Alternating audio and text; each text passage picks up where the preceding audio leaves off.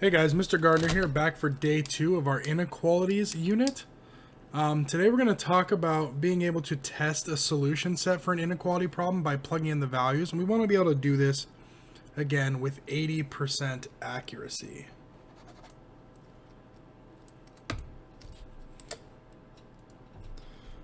Alright, so what possible solutions are? Possible solutions is a set of solutions that are possible.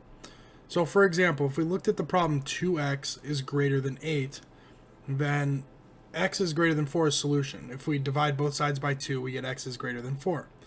That means that any number greater than 4 is a possible solution. So 5 would be possible because 5 is greater than 4. 8 would be possible because 8 is greater than 4.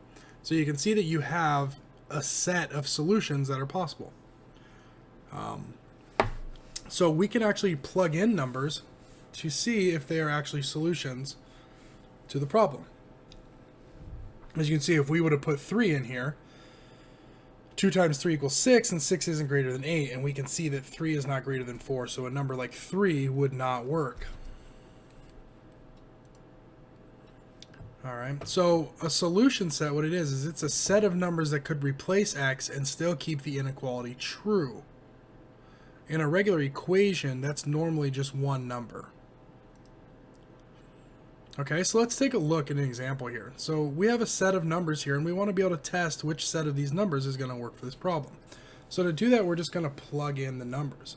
So here we can plug in a. So we would have 12 is less than 12 if we plugged 4 in.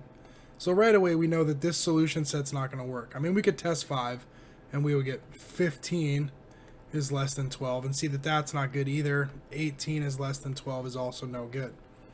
The next set we could try is this second set. So we have 2. So we do 2 times 3. So that'd be 6 is less than 12. Okay, that's good. 3 times 3, that would be 9 is less than 12. So that works. And 4 times 3, 12 is less than 12. Well, we know that's not true. So again, we know that this is not going to be a good solution set. Now, if we know 4 is not going to work, we could test this solution set too, but if we're just using logic, if 4 is no good, then 4 is no good. Okay, so we know that this isn't going to be a good solution set either, and we know that it has to be D. And again, we can just test it. 3 times 1 gives us 3, and that's less than 12. 2 times 3 gives us 6, and that's less than 12. And if we did 3 times 3, that's 9, and that's less than 12. So we know that this is a good solution set. Now we can also just solve the problem. If you don't want to plug in the numbers, what you can also do is you can divide both sides by 3. Okay, and you're going to see that x is going to be less than 4. And this is the only one where that's true. 1, 2, and 3 are all less than 4. So there's another way you could do it, but substitution is going to be our easiest method. Okay, so let's look at another one. So again, here we have 2x is greater than or equal to 16. So let's try 7. So 2 times 7 equals 14. So that would be 14 is greater than or equal to 16. So we know right off the bat that this isn't going to be any good. Okay, because this first solution doesn't work. And again, like our other strategy, if I come over here and I see there's a 7 in this set, then I know that set's not going to work either.